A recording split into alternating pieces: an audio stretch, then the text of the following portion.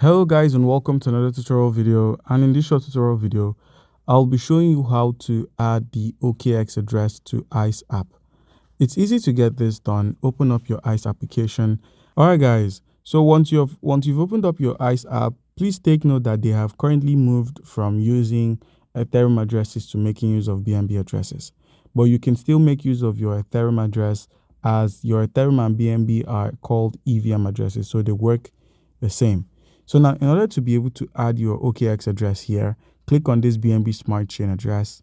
Once you've clicked on BNB Smart Chain address, you're met with MetaMask and Trust Wallet as custodial wallets. You could still make use of your OKX wallet if you have an account on OKX.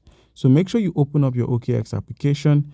If you do not have an account on OKX, make sure you use our link in the description of the video so you stand a chance to claim 10,000 US dollars worth of welcome gifts and bonuses when you register and verify your account. So guys, you're on the OKX platform. How can you get yourself access to the wallet?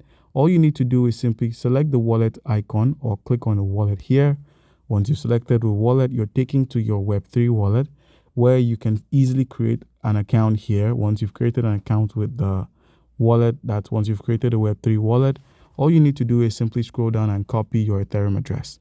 As you can see here, once you click on the Ethereum address, you can find your Ethereum address. And once you've copied it, you'd find that your Ethereum address is the same as your BNB address. They're basically the same thing.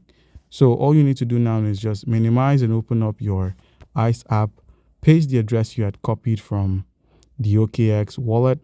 Once you've pasted this address here, click on confirm address. And once you select confirm a BNB Smart Chain address, you have successfully added your OKX address to the ICE app. So guys, do comment down below if you have a question concerning how we can go about any of this and if you're given an answer. Thank you.